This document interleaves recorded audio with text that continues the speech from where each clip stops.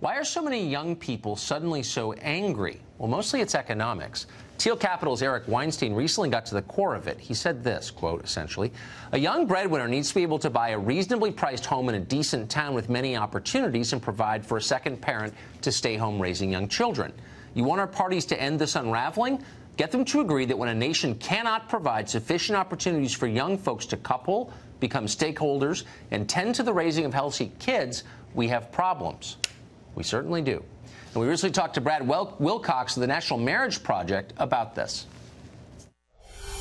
Brad, thank you for coming on. As I watch the kind of perennial popularity of socialism come back, people my age, almost 50, think socialism, really? You have to ask yourself, well, what's the appeal? What could possibly be the appeal of socialism? And then I see numbers like these, and I think, if we don't fix them, we're going to get socialism. Yeah, well, Tucker, I think a lot of younger adults are concerned about things like health care, employment, debt, and they see the government as sort of a good place for them to go to seek greater security, given the broader economic context we're seeing today in America. So I want to zero in on marriage, because I know that you follow that, you study that closely. So marriage is, among many other things, an indicator of and a cause of prosperity. Married people with kids tend to be more economically stable. What can we do to reverse the trend that's causing young people to delay or avoid marriage entirely?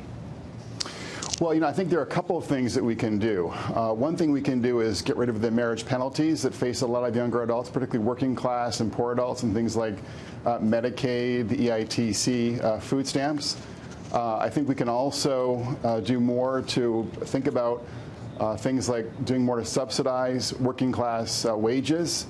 But I also think we have to sort of think about the cultural context that we're living in and think about ways that we can make marriage both more appealing in the pop culture, and to think also about ways that we can do more to spend time in person and less time online as well. Because it looks like online culture is playing actually a pretty big role in both the retreat from marriage and the retreat from fertility in the U.S. I think all of us, married people, unmarried people, all of us have an interest in this because, married people with kids aren't joining Antifa and smashing store windows and calling for 95% tax rates and burning things down. They're just not. A country with a lot of unmarried young people is a volatile country. So why don't our policymakers take this seriously?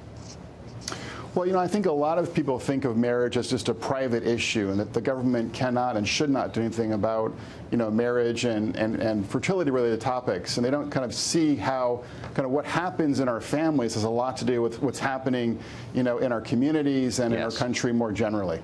Exactly. That's such an obvious point. Why isn't everybody saying that? Why do we ignore this as a cause of social volatility that's wrecking the country? Why does nobody say that?